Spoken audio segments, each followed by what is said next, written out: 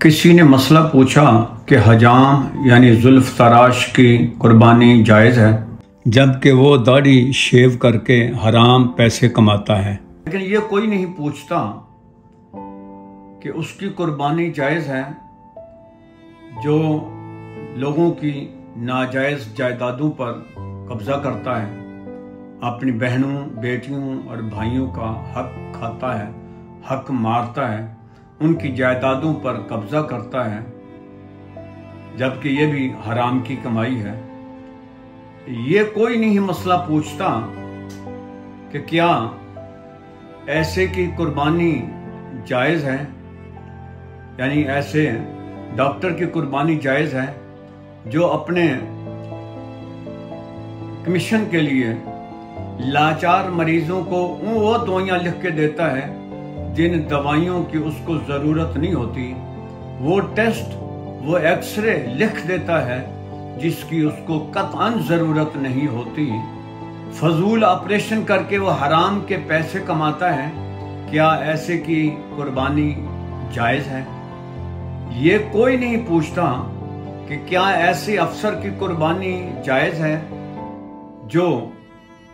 नाजायज़ रिश्वत लेता है, नाजायज़ कमीशन लेता है, हराम के पैसे कमाता है।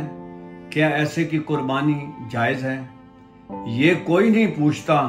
कि क्या ऐसे वकील की कुर्बानी जायज़ है जो चोरों, डाकुओं और कातिलों और सोसाइटी के सबसे गलत लोगों का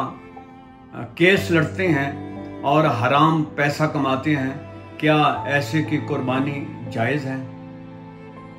ये कोई नहीं पूछता कि हराम खोर की कुर्बानी जायज़ है, जबकि अल्लाह और अल्लाह के रसूल ने तो हमें यहाँ तक बताया है कि हराम की कमाई से किया हुआ हज कबूल नहीं होता, हराम की कमाई से दी हुई ज़कात अल्लाह कबूल नहीं करता, हराम की कमाई हुई दौलत से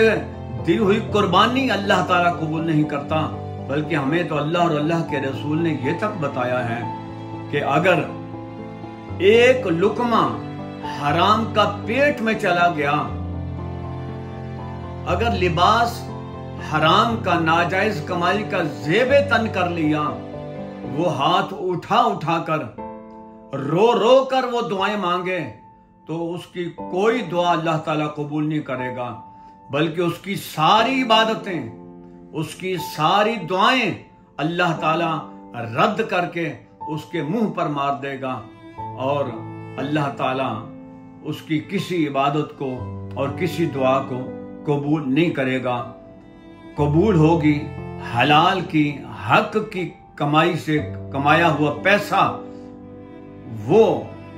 उससे अगर आदमी हज करता है वो कबूल होता है, ज़कात देता है वो कबूल होती है, फिर उससे कुर्बानी देता है तो अल्लाह ताला उस कुर्बानी को कबूल करता है और उससे फिर जो हक हलाल की कमाई से खा के जो आदमी इबादत करता है, जो दुआ करता है, फिर अल्लाह ताला उसकी उस इबादत को भी कबूल कर लेता है और उसकी सारी दुआओं को अल्लाह ताला कबूल फरमा लेता है।